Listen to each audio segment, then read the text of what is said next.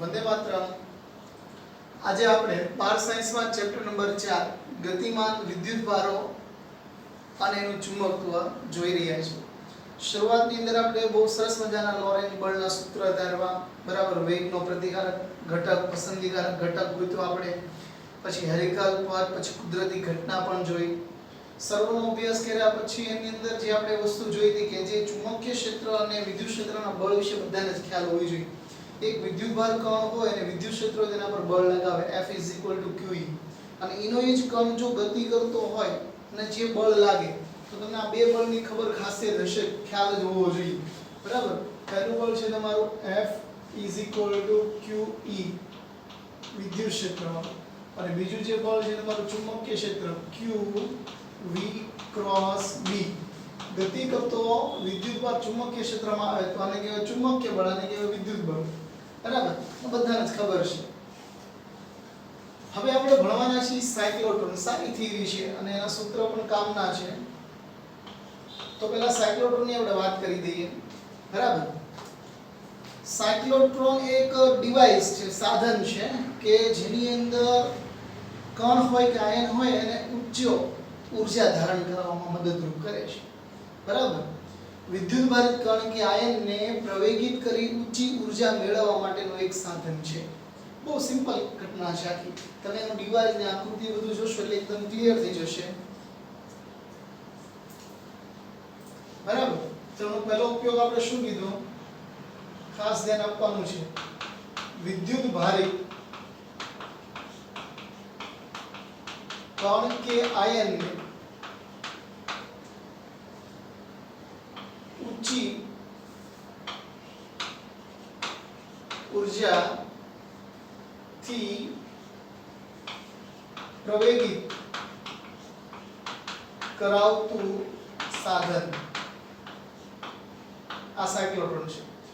એનો ઉપયોગ શું થાય તો કે ન્યુક્લિયસના બંધારણ, કોઈ વાર ન્યુક્લિયસની અંદર કે પરમાણુ છે, આ પરમાણુ મોડેલ ભણ્યા છો, એની અંદર જેનું કેન્દ્ર છે આખું ન્યુક્લિયસ, એની અંદર દાખલ કરવામાં આવે. અને તમને ખબર છે કોઈ વસ્તુ જ્યારે એને દાખલ કરવામાં ત્યારે ગતિમાં હોવી જોઈએ. એટલે જો એની પાસે 1/2 mv² ઊર્જા વધારે હશે તો જ કામ થશે. આ જે ગતિ ઊર્જા છે 1/2 mv².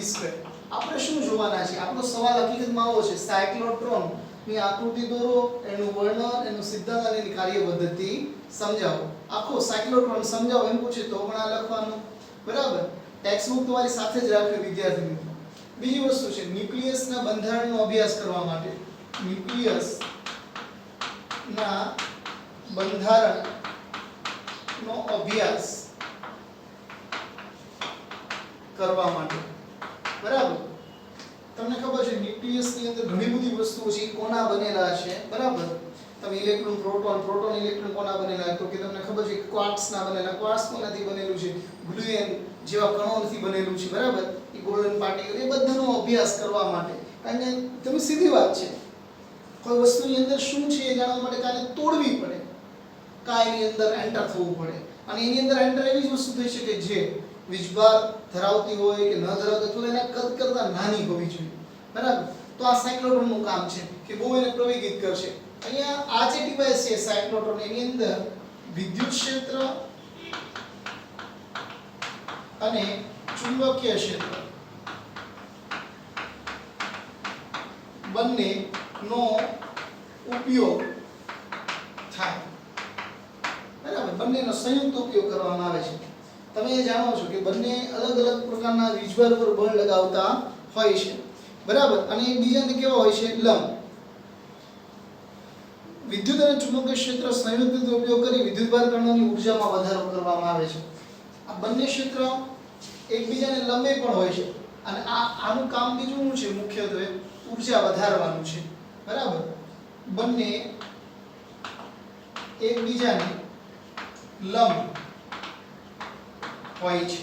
અને બીજું, આ બંને ક્ષેત્રોનું એક જ કામ છે કે ઊર્જા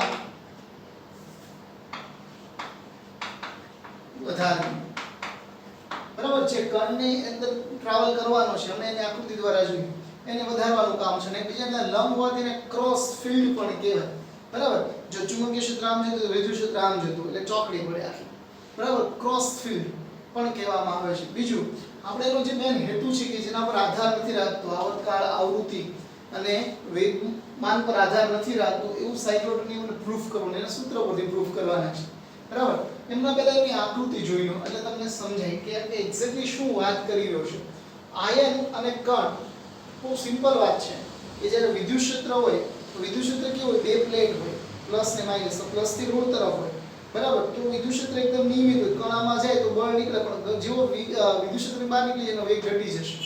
જો તમે વિદ્યુત ક્ષેત્ર મોટું કરો તો વીકનેસ આવી જશે, તો એ પ્રમાણે કામ કરશે નહીં. એટલા માટે એક આખું ડિવાઇસ તૈયાર કરવામાં આવ્યું અને એનો જે આકાર છે એ ડી આકાર, અંગ્રેજીના કેપિટલ, અંગ્રેજીમાં જે કેપિટલ ડી છે એના આકાર જેવું. અથવા તો તમે જોયું હશે કે આપણે ટિફિનનો ડબ્બો હોય, બરાબર, એના બે કટકા કરી નાખીએ, અથવા તો રોટલી ભરવાનું ગરવું હોય એના બે કટકા કરીને આપણે કેવા ભાગ દેખાય છે, બરાબર, સાવા સાવા એ ટાઈપનો આકાર છે. તમને ચોપડીમાં સાદી આકૃતિ આપી છે, તમે એ પણ દોરી શકો, બહુ સરસ કામ છે. પણ હું તમને સમજાવવા ખાતર એક સરસ મજાનું આકૃતિનું વર્ણન કરીએ છીએ આપણે, બરાબર.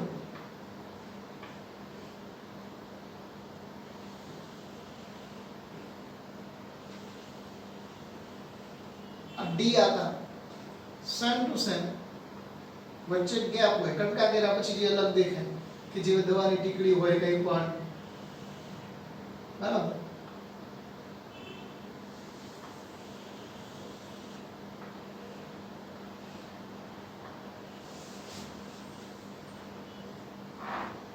આ ટાઈપનું ડી આકારનું હોય છે, બરાબર.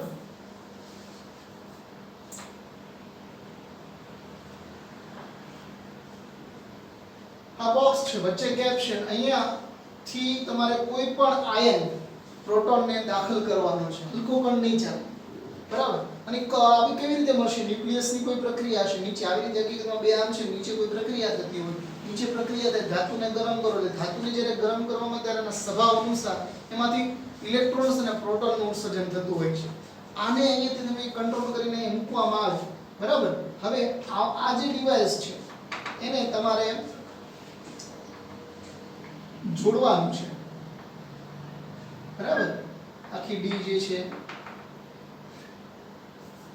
એને ઓસિલેટર યાની કે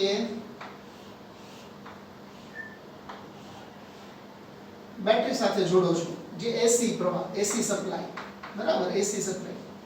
આ ટાઈપની રચના હોય છે.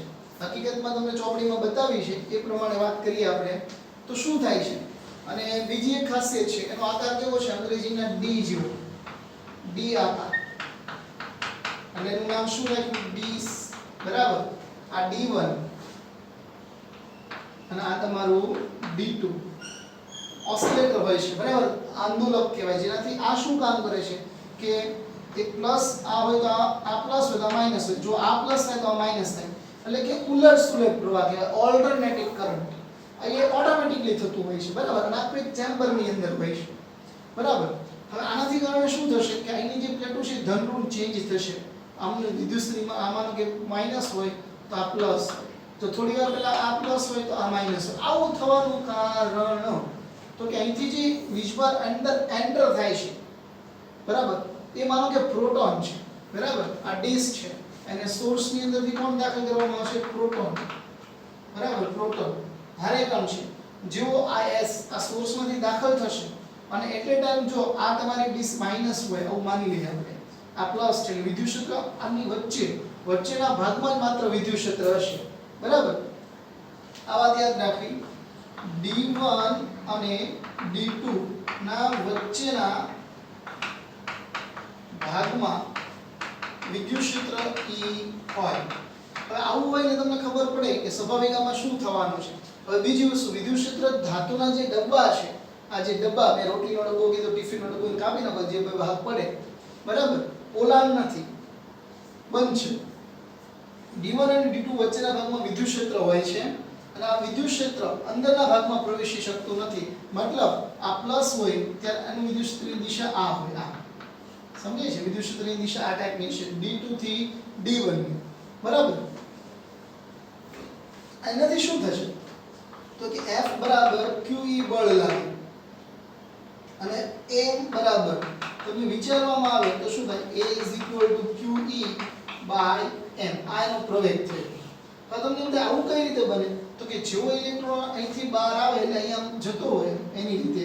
અને બીજી વસ્તુ આમાં એ ધ્યાન રાખવાનું વિદ્યુત ક્ષેત્ર બંનેની વચ્ચે છે આવી રીતે આમ બરાબર આ રીતે હોય અને આ ઉલટ સુલટ ચેન્જ છે. બીજી વસ્તુ આમની ઉપર એવી એક રચના કરવામાં આવી હોય છે જેને આપણે સોલેનોઇડ કહેતા હોઈએ છીએ પણ તમને બતાવી નથી ચોપડીમાં નો પ્રોબ્લેમ તમે તમારી રીતે લઈ શકો. એના પર આટા વીંટાળેલા હોય તમને ખબર અને આ n ધ્રુવ છે અને આ s ધ્રુવ છે બરાબર. એટલે આના પરથી એમ ચુંબકીય ક્ષેત્ર આમ આવતું હોય છે બરાબર આ રીતનું આમ ચુંબકીય ક્ષેત્ર એટલે ક્રોસ ફિલ્ડ થઈ ગયું. હવે સમજાવવું જોઈએ કે હવે આકૃતિ કેવી રીતે દોરી છે બરાબર. હવે આવી રીતે આખી આકૃતિ થઈ છે જો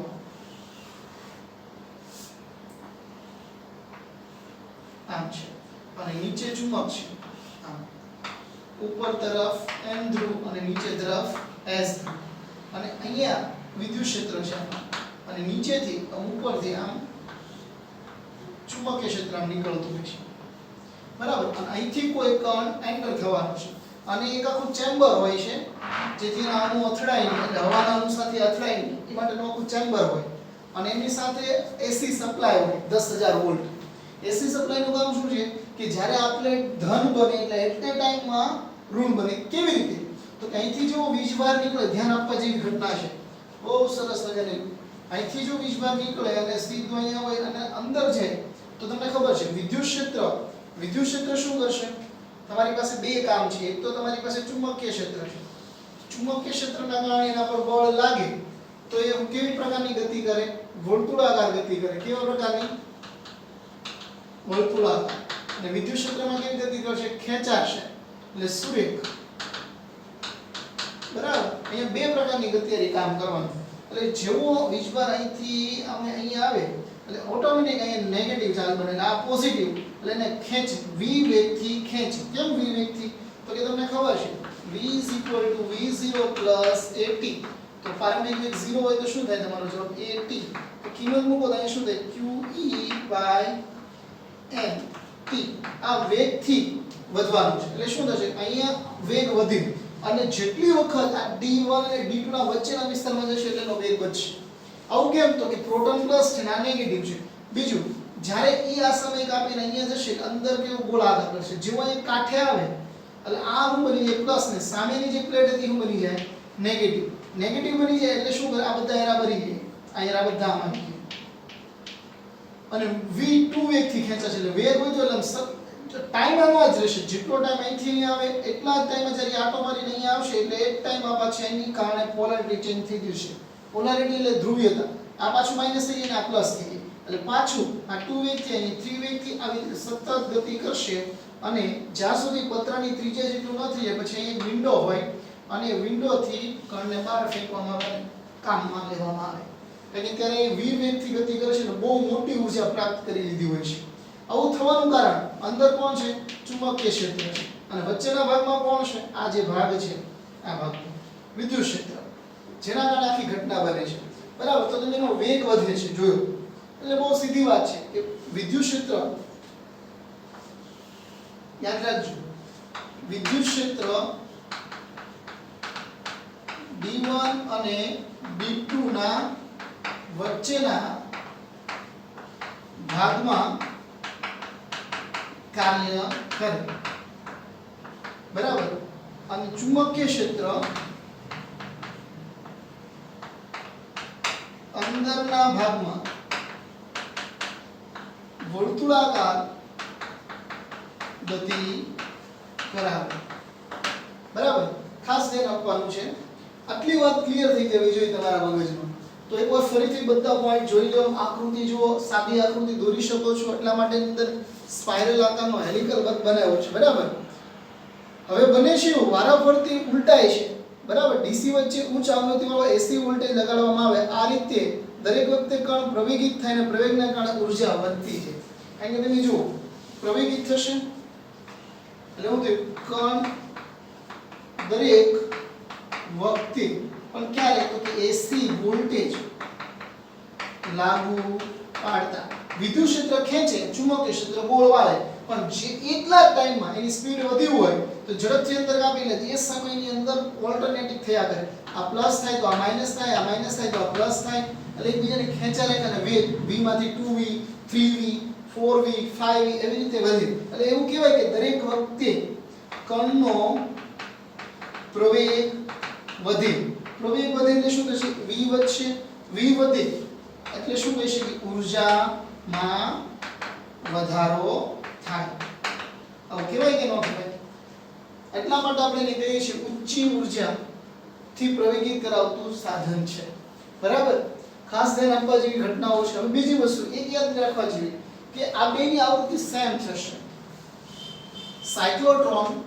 સાયક્લોટ્રોનની આવૃત્તિ is equal to alternating supply જે અહીંયા સપ્લાય છે આ ટાઈપનો ઓલ્ટરનેટિંગ કરંટ બરાબર આંદોલક બંનેની આવૃત્તિ સમાન થશે સાયક્લોટ્રોનની આવૃત્તિ કહેવાનો મતલબ જેટલા સમયમાં રાઉન્ડ પૂરું કરીને આવે એટલે ઓટોમેટિક એટલા સમયમાં સામે નેગેટિવ બની જાય એટલે અહીંયા AC વોલ્ટેજ કે સપ્લાયની આવૃત્તિ જેટલી થાય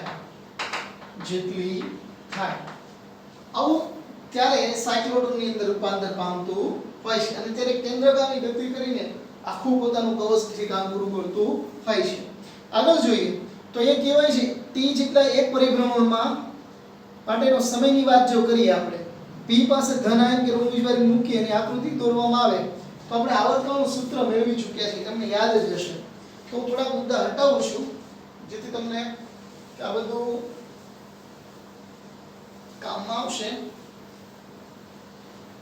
ખાસ વસ્તુ રાખવાની છે કે પ્રવેગિત થાય કણ પ્રવેગિત થયેલો કણ ની અંદર કામ થવાનું છે તો આપણે સાયક્લોટ્રોનમાં યાદ હોય તો કેન્દ્રગામી બળ mv2/r qvb યાદ હોય તો vb કેન્સલ એટલે શું તો mvr qb યાદ હશે અગાઉ મેળવેલી વાત છે આ તો r ને કરતા બનાવી એટલે શું થાય mv/qr જેમ વેગમાન પર આધારિત હતું આ એની અંદરથી આપણે શું કર્યું હતું કે આમાં v ની કિંમત મૂકી હતી r ઓમેગા યાદ હોય તો એટલે r ઓમેગા એટલે 1 m ઓમેગા qb યાદ હશે તમને અને ઓમેગા ની કિંમત મૂકી હતી યાદ હોય તો શું ઓમેગા ની કિંમત હતી 2 pi f યાદ હોય તો અને આવૃત્તિ કિંમત મૂકીએ તો 1 2 pi f m qb તો એની અંદરથી આપણે આવૃત્તિને કરતા બનાવીએ તો શું થશે f q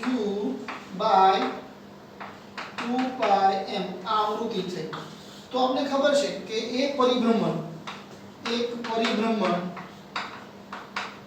નો સમય આવર્તકાળ રહે છે એટલે જેટલો અહીંથી અહીંયા પહોંચવાનો સમય લાગે ઓટોમેટિકલી જેટલો કોણ v વેગથી આવે એટલે એ v વેગથી પોલારિટી ચેન્જ થઈ જાય ઓટોમેટિકલી આવૃત્તિ છે તો એને હું કહીશું t ચલે છે 1/f સાયક્લોટ્રોન બરાબર તો શું થશે t ની કિંમત બનાવીએ તો t 2 pi m/qb આ એનો આવર્તકાળનું સૂત્ર થઈ ગયું બરાબર જે આપણે મેળવવાનું હતું આટલો જ આવર્તકાળથી એ સાયક્લોટ્રોનની અંદર ફરે અને આની પણ જે સપ્લાય લગાવ્યો છે જે વિદ્યુત પ્રવાહ આપ્યો છે આ કાંઈ વિદ્યુત પ્રવાહ એટલા માટે આપવો પડે કે આ પ્લેટની અંદર ધન ઋણ થાય તો એ બંનેની આવૃત્તિ પણ કોમન થઈ જાય છે બરાબર એટલે આપણે એવું કહી શકીએ કે સાયક્લોટ્રોનની આવૃત્તિ qbm 2π1m અને 2πm આવર્તકાળ છે qb 2πm તો અહીંયા તમે જોઈ શકો છો કે વેગમાન પર આધારિત નથી ત્રિજ્યા પર આધારિત નથી બરાબર તો એ તમને ઘણા બધા મુદ્દાથી કામ કરી શકો છો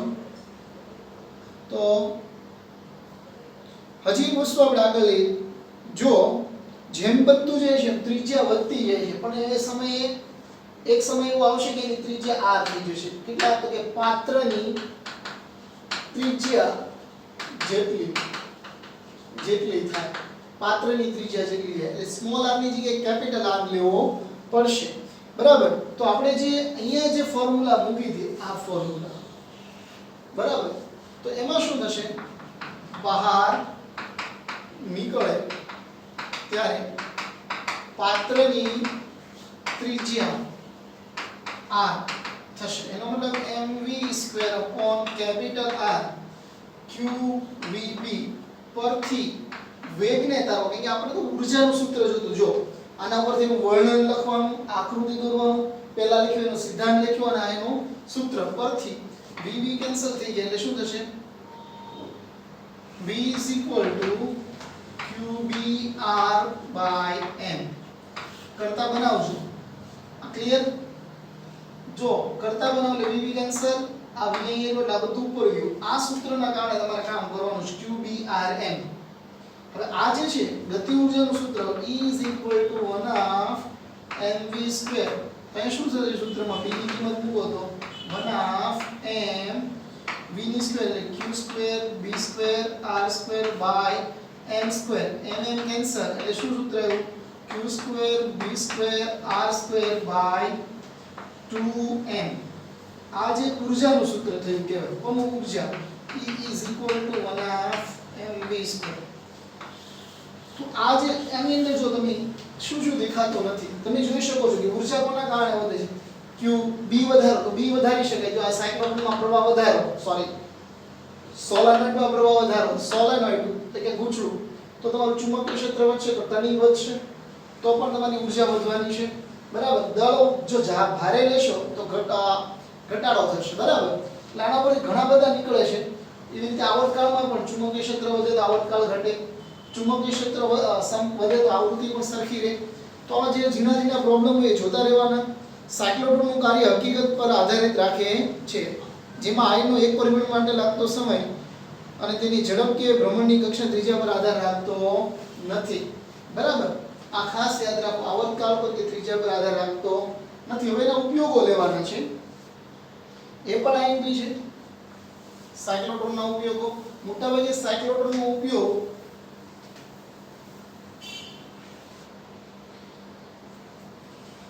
ઘન પદાર્થની અંદર સેન્સિટાઇઝ કરવા માટે મતલબ કે એના આયનોને રિપ્લેસ કરીને એક નવો પદાર્થ બનાવવા માટે પણ થાય છે બરાબર. એમાં જોઈએ આપણે ઉદાહરણો. પહેલોમાં કીધું છે સાયક્લોટ્રોનનો ઉપયોગ પ્રવેગિત થયેલી ઊંચી ઉર્જાવાળા કણને ન્યુક્લિયસ પર પ્રદાન કરી પરિણામે ન્યુક્લિયસના પ્રક્રિયાનો અભ્યાસ કરવા માટે. એટલે પહેલો તો મેં તમને કીધું હતું કે જે આ પદાર્થ હોય એનું ન્યુક્લિયસ હોય એના પર ફૂલ વેગથી જે આપણે ઊર્જાનું સૂત્ર મેળવ્યું હતું E = 1/mv². બહુ મોટી 5.5 મેગા ઇલેક્ટ્રોન વોલ્ટ જેટલી ઊર્જા એટલે બહુ વધારે કહેવાય. એના પર ન્યુક્લિયસ બરાબર ન્યુક્લિયસના અભ્યાસ કે તોડવા માટે પહેલો ઉપયોગ ખૂબ ઊંચી ઊર્જાથી પ્રવેગી કરીને બરાબર. અને બીજો ઉપયોગ છે ઘન પદાર્થમાં આયન નું સ્થાનાંતર કરીને નવા ગુણધર્મો વાળા પદાર્થ તમને ખબર છે જેને સિન્થેસાઇઝ કહેવાય બરાબર. અથવા તો શબ્દ વાપરો છે લોકો સિન્થેસાઇઝ બરાબર એનો ઉપયોગ થાય. બીજો એક મેડિકલ ક્ષેત્રે રોગના ઉપચાર માટે અથવા તો ઉપચાર માટે થતો હોય છે. એટલે કહેવાય છે હોસ્પિટલમાં રેડિયોએક્ટિવ પદાર્થ બનાવવા માટે અને જે રોગ નિદાન અને તેના નિવારણ માટે ઉપયોગ થાય છે રેડિયોએક્ટિવ પદાર્થોનું નિર્માણ માટે. ત્રીજો ઉપયોગ રેડિયોએક્ટિવ પદાર્થ જે રોગના નિદાન અને નિવારણ માટે. એટલે આનો મતલબ તમારે કેટલી વસ્તુ લખવાની આકૃતિનું વર્ણન એનું કાર્ય પદ્ધતિ ઊર્જાનું સૂત્ર અને એનો પ્રિન્સિપલ એના ઉપયોગો. આરામથી અલગ પણ સવાલ પૂછાય તો એ તમારે એ રીતે હેન્ડલ કરવાનો રહેશે. અને ખાસ કરીને આ બુકમાં લખવો જરૂરી છે અને સાથે સાથે ટેક્સ્ટ બુક રાખો. બીજી એક માહિતી આપી દઉં જે સામાન્ય માહિતી છે. ભારતમાં આવા પ્રયોગો ક્યાં આવેલા છે બરાબર. તો આનું જે પહેલું સ્વપ્નદ્રષ્ટા હતા ડોક્ટર મેઘનાથ સહાય 1953માં કોલકાતામાં Saha institute of nuclear physics બરાબર અને સાયક્લોટ્રોન બનાવેલું. પછી ઘણા બધા કોકરટ વોલેન કરી ઘણા બધા સાયન્ટિસ્ટો છે અને પછી ઘણી બધી યુનિવર્સિટી જેમ કે Tata institute of fundamental research એટલે TIF મુંબઈમાં બરાબર. પછી અલીગઢ મુસ્લિમ યુનિવર્સિટી AMU બરાબર. અલીગઢ બોઝ યુનિવર્સિટી કોલકાતા આંધ્ર યુનિવર્સિટીમાં પણ આમના ઘણા બધા મોડેલ તમને જોવા મળશે બરાબર. આજની અંદર છે એમાં 5.5 મેગા વોલ્ટનું terminal machine Bhabha atomic research centre એટલે કે BARC મુંબઈ ખાતે પણ બનાવવામાં. આ બધી માહિતી એક્સ્ટ્રા છે તમે ઘણી બધી માહિતી જોઈ શકો છો. બરાબર. એવું લાગે તો YouTube ઉપર જઈને આના તમે લાઈવ એવા વિડિયો એનિમેશન જુઓ એટલે તમને સમજાશે કે આની અંદર ચુંબકીય ક્ષેત્ર અને વિદ્યુત ક્ષેત્ર કેમ કામ કરે છે.